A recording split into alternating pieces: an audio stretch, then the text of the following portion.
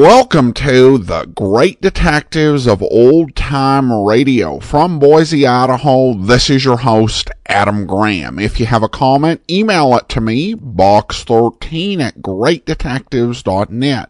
Follow us on Twitter at Radio Detectives, and become one of our friends on Facebook, facebook.com/Radio Detectives. Today's program is brought to you in part by the financial support of our listeners. And you can support the show on a one-time basis at support.greatdetectives.net. Or you can also go through the Zelle app to box13@greatdetectives.net. And I want to thank Wayne so much for sending his donation that way. Appreciate that. Also by mail to Adam Graham, P.O. Box 15913, Boise, Idaho 83715.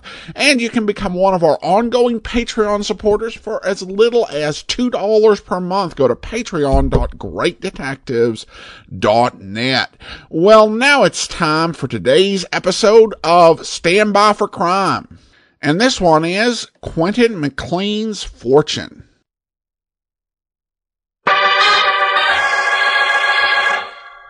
Stand by for crime.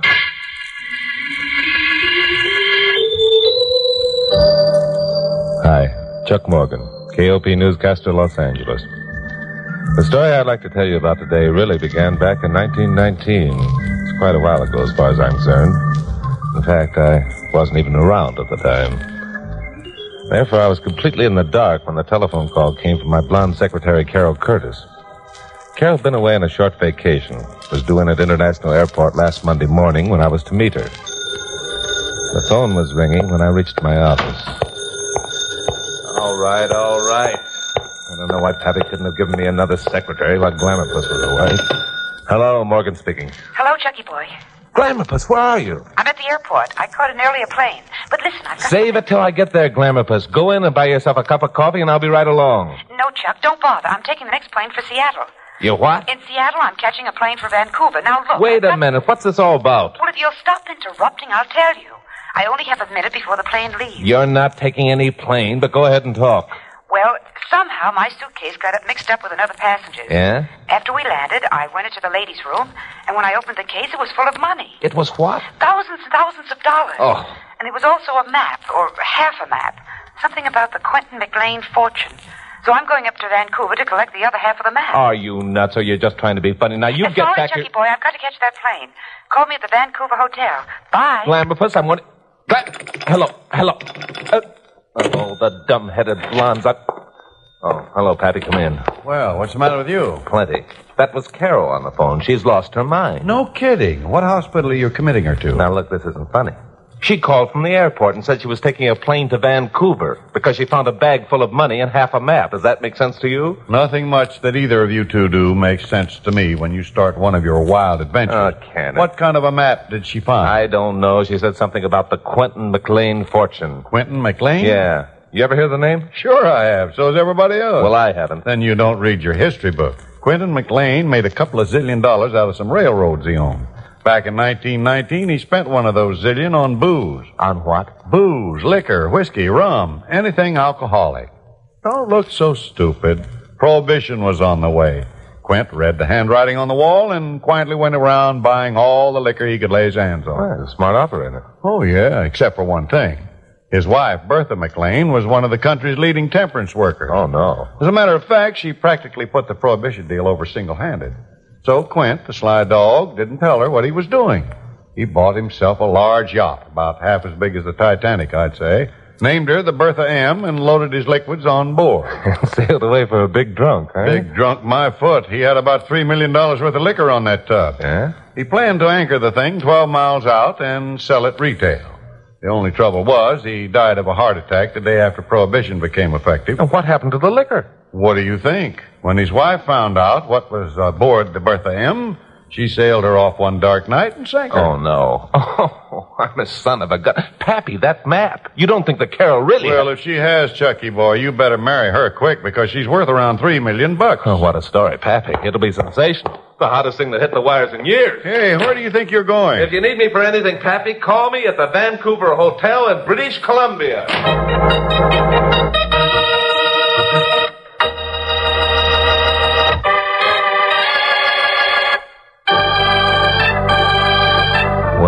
caught the next plane for Seattle and settled down to do some heavy thinking. And the more I began to analyze this nutty caper, the more it seemed like an adventure yarn from the pen of Robert Louis Stevenson. Still, there was the money and the map, and Pappy's story about the Quinton McLean booze ship. Then the usual questions began to present themselves. Carol had picked up a wrong bag, found it full of money, and instead of turning it over to the police, she caught another plane out of the country like an escaping criminal. On the other hand, I checked at the airport and found that no report had been made of a stolen suitcase full of banknotes. Now, why? Well, I wasn't any nearer the answer when we landed at Seattle, and I picked up a plane for Vancouver. I was even farther away from the answer when we sighted the peaks of the Lions, and then began to ease down toward the airport of the lovely city of Vancouver, British Columbia. You know, I half expected to find Glamourpuss waiting for me at the loading gate, but of course she wasn't. Someone else was, though.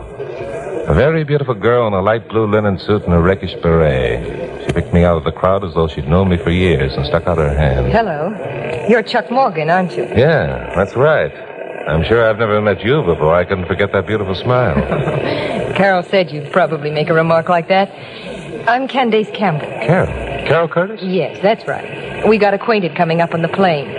She's staying with me in my apartment. Oh, I see. Well, how did she know I was coming, and why isn't she here to meet me? She said she knew you were coming because she said she knew you. Oh. And the reason she isn't here to meet you is because she'd some urgent business to attend to. And the reason she asked me to meet you is because she knew you'd look for her at the Vancouver hotel. They're filled up there. So I guess you'd better come home with me. I've plenty of room. That seems to clear things up. Did Carol say where she was going on her urgent business? No, but she did ask me where Point Sutton was located.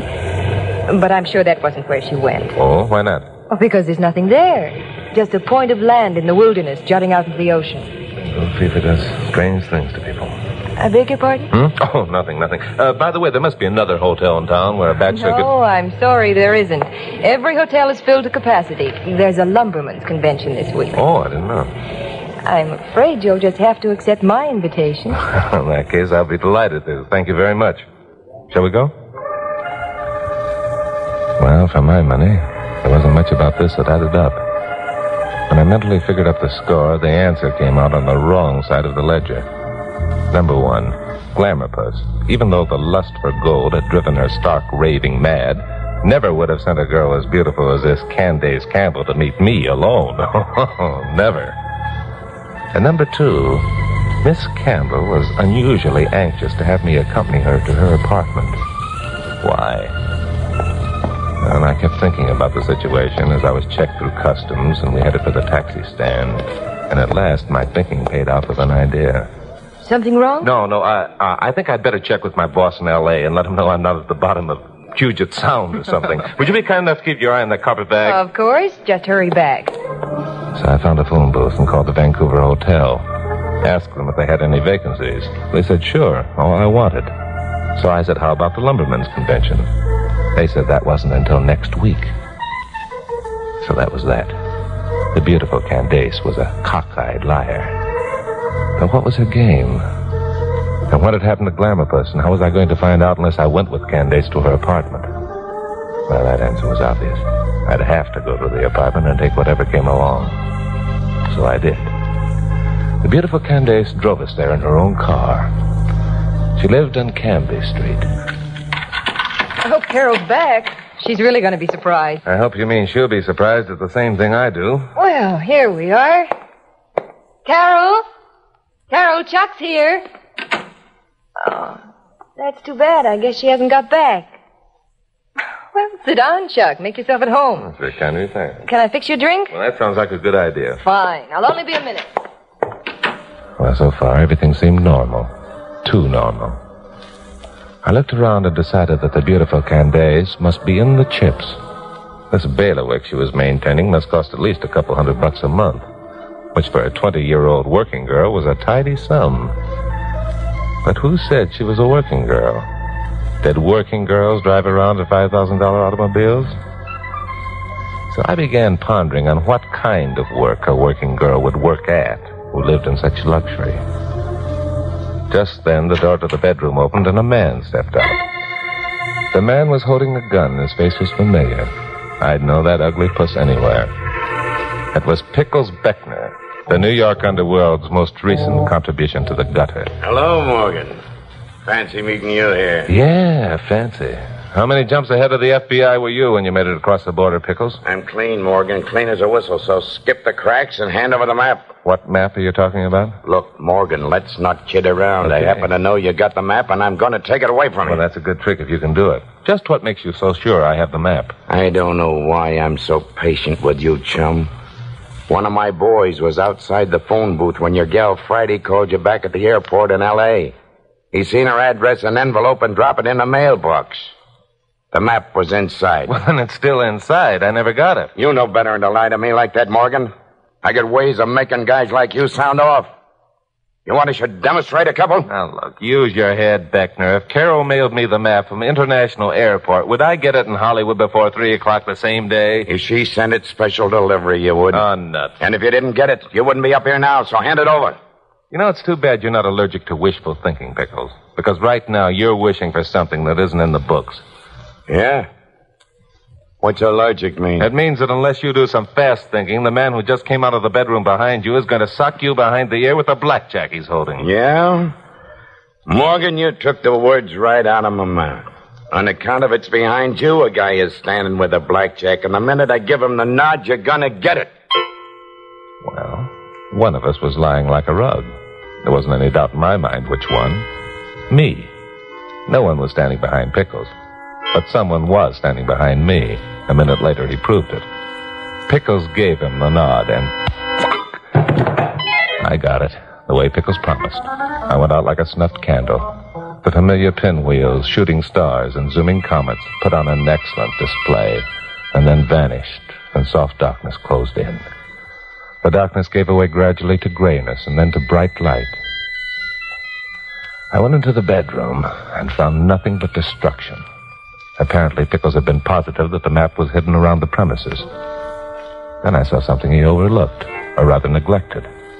A suitcase, lying on its side with the gold initial CC stamped on the letter, CC for Carol Curtis. I walked over and picked it up. It was locked. But there was something inside, something that rustled when I shook it.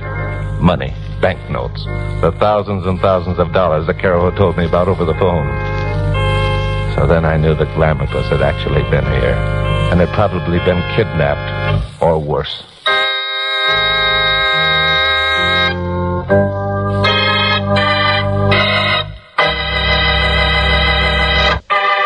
Now, the conclusion of Stand By for Crime. Well, having figured this all out didn't help matters any.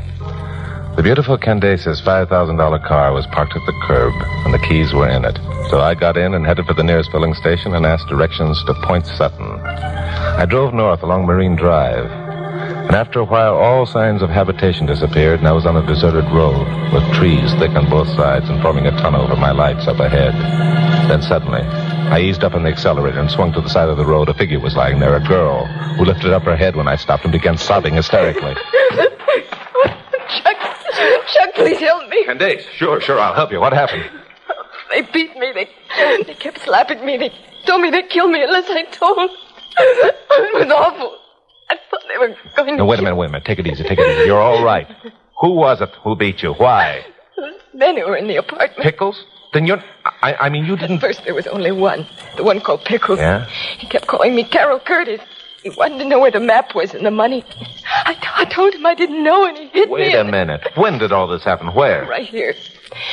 After that other man in the apartment hit you, Pickles made me come with him in his car. Huh? He parked right here and told me that unless I told him where the map was, he'd kill me. He began slapping my face and getting madder and madder when I told him I didn't know about the map. Well, I'll be darned. And he thought you were my secretary, Carol Curtis. Yes. Huh. Then another car came along. The other man was in it. He said he'd searched the apartment but couldn't find the map. So they left you here and started for Point Sutton? Yes. Chuck and Carol's at Point Sutton. Yeah, there's no time to lose. Look, Candace, I can't take you back to Vancouver now, but I'll drop you at the first house we come to, and you... There aren't any houses between here and Point Sutton. And I don't want to be dropped anyway. I want to go with you. Okay, if that's the way you want it, let's go.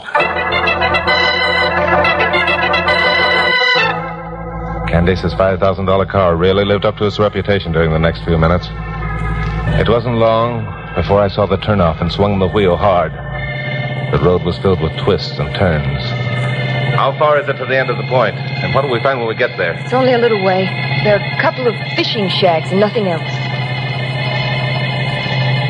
And we better park this handsome crate and make it on foot. There's no sense in warning Pickles if we can help it. So we parked the car, turned out the lights, and started to head on foot. There was a bright moon, and far off to the right we could hear breakers exploding on the rocky shore. After a while we came to the first of the fishing shacks, but it was dark and deserted, so we kept on without stopping.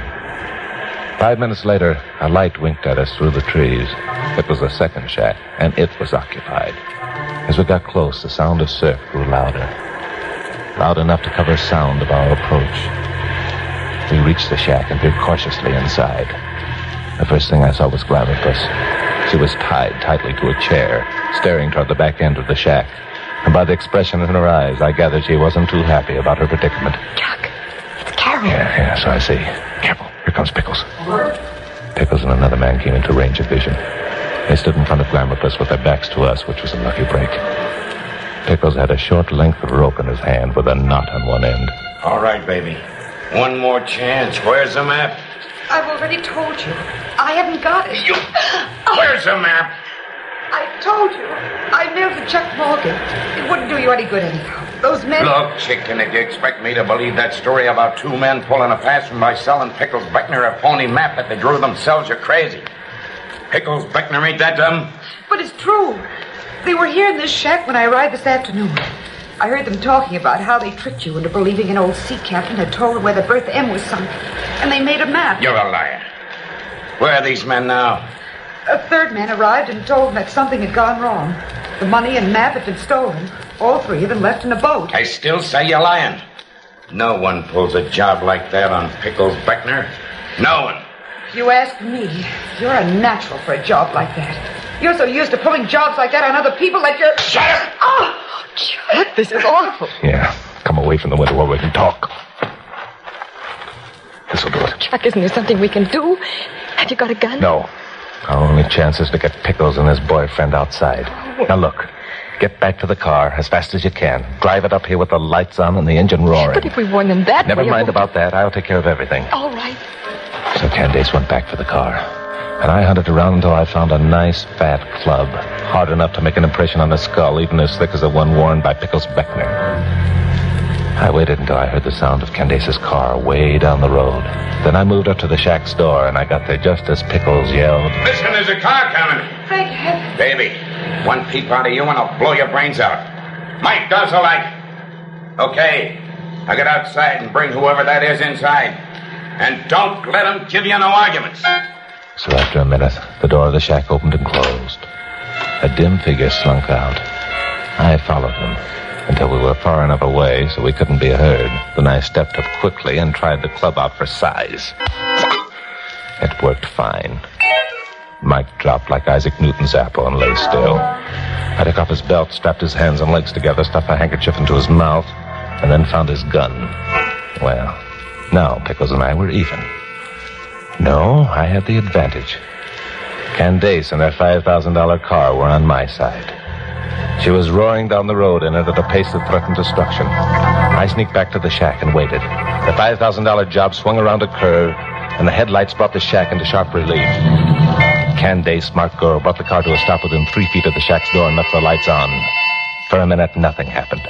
Then the cabin door opened and Pickles stood there, a perfect target. Hey, Mike, who is it? All right, Pickles, you haven't got a chance. Get your hands up. Morgan, you dirty... Much as I disliked shooting a man without first warning him, I wished right then and there that I'd forgotten my principles for once and let him have it. All right, Morgan, I still got your girl. Throw down your gun and come in with your hands up. Don't do it, Chuck. He'll shoot you if you do. Shut up. Oh. Hear that, Morgan? There's more coming every second you take to make up your mind. Make your decision, Morgan. I ain't kidding. No, he wasn't kidding. I knew Pickles. I listened to Carol taking 2 more blows and then started to throw my gun away and head for the door. Don't do it, Chuck. Wait. Candace was backing the car away from the shack. I didn't get it until she stopped and rammed the gears into low and started forward. Then I saw what she was up to. I ran around to the shack's window just as the $5,000 job crashed through the front of the shack as over papering. One headlight went out, but the other held showing me Pickles, crouched in the corner, his eyes wide and scared. Pickles, this time you get no warning. Oh, don't shoot again, Morgan. I'm hit. Don't shoot again. Take that gun out of the way and stand up, facing the wall with your hands behind your head. Nobody outsmarts Pickles Beckner. Nobody. You cheap, dumb parasite. You've been outsmarted by one 20-year-old girl.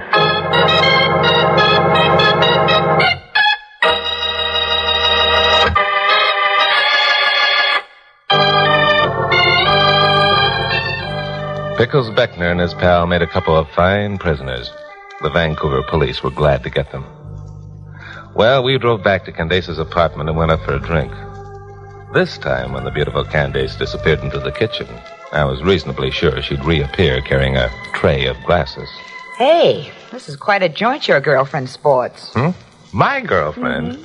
What are you doing, fishing for compliments again? What do you mean, acting as though you'd never seen this place before? You've been living here, haven't you? Living here? Are you kidding? I'm living at the Vancouver Hotel.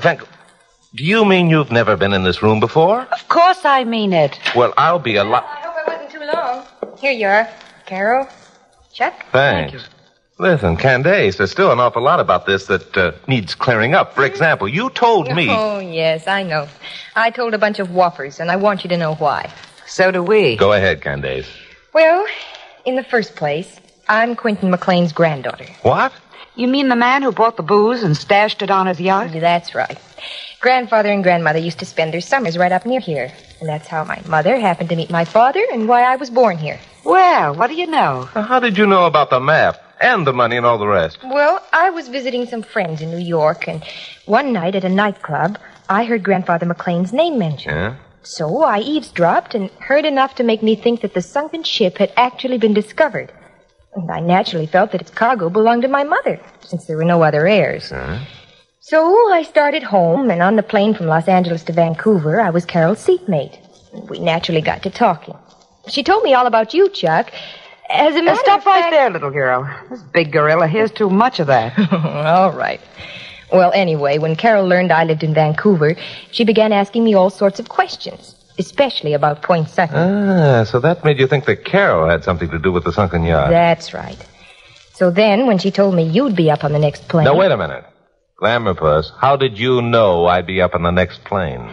Simply because I know you, Chucky boy. Oh. You big hunk of stuff, you. I see. Go ahead, Candace. Well, then I thought it'd be a good idea to find out what you knew, Chuck. And I knew I could do that by winning your confidence. And I knew I could win your confidence if I told you Carol was my guest. Well, now, wait. You didn't have to go that far, Candy. Candy?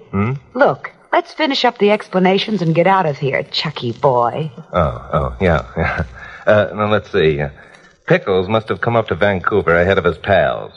There were two of them on the plane that Carol took out of New York, a man and a woman. Why a woman? Because the money was in a female suitcase, remember? A female whose initials were C.C. That would be Pickles' old girlfriend, Catherine Kramer. And when Carol got the wrong suitcase by mistake, neither Kathy nor her companion could report it to the police, because they probably figured that any money the Pickles could raise would be stolen. So they called Pickles in Vancouver and told him that Carol was arriving on the afternoon flight. Now, Carol arrived on an earlier flight. But I was on the second flight and left the airport with Candace. So Pickles naturally thought that Candace was Carol. But what I can't figure out is why Catherine Kramer and her boyfriend didn't try to get the suitcase away from Carol in L.A. The answer to that one is easy. What do you mean easy? Well, as soon as I found the money and the map in the suitcase, I made a copy of the map, mailed it to you, and turned the money over to the airport authorities. You what? No, wait a minute. Glamour Puss. That suitcase with the money in it is locked up right now in the trunk compartment of Candace's car. I found it in that bedroom. The initials CC were on it. It was yours. I heard the money rustle. Rustle? Well, there's a switch. I think I can clear up that little mystery. The rustling wasn't caused by money, Chuck. Huh? There are things that a woman wears that rustle, too. And you seem to forget that my initials are also CC. Oh, no. Do you mean that all this time Oh, no. Chucky boy, this is where we came in. There's a plane back to L.A. in an hour.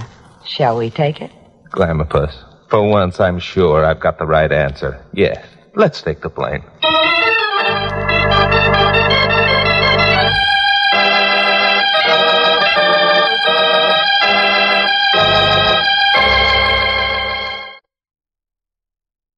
Welcome back. Well, I enjoyed the episode. I think Chuck was a lot more likable in this one than in most of the episodes that we've heard so far.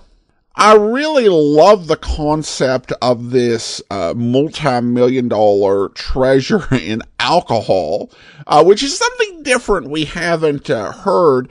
And I really, if I had one thing that disappointed me about the episode, I just wish we would have spent more time in this hunt for the treasure of millions of dollars and booze. I thought that would be interesting and how that might be different from other sort of treasure hunts.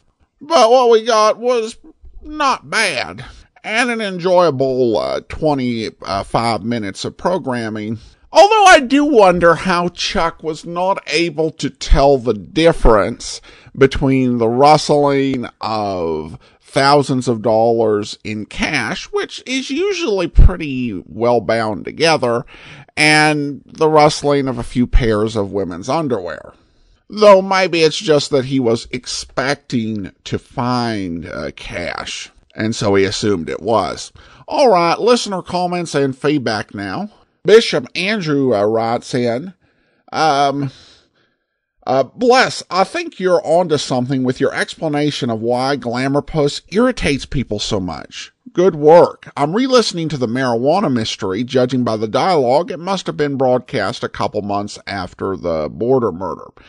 And of course, my point on the question of Glamour Puss was that it was more in the way he said it and the overall relationship between Carol and Chuck that I think is probably sets people off more than the words itself. I should note that I actually did listen to an episode of The Big Show this past week where Fred Allen had a joke that essentially was a pun on the term Glamour Puss. So it's another confirmation that this was a thing that was used pretty commonly back in 1950s, just not every single episode of a series as it is here. He also shares some feedback on the Mother's Plea murder and says that it was about the worst Mr. Keene program so far. The actress who played the mother was way over the top by the time the elevator boy placed the third family member at the mother's murdered woman's apartment. I figured he had to be the murderer. Really, the whole plot was ideal for a send-up of the genre. Thanks as always for your comments. That will do it for today. Join us back here tomorrow for Rocky Jordan, and then we will be back next Tuesday with another episode of Stand By for Crime. In the meantime, send your comments to box13@greatdetectives.net. Follow us on Twitter at Radio Detectives and become one of our friends on Facebook. Facebook.com/Radio Detectives. From Boise, Idaho, this is your host, Adam Graham, signing off.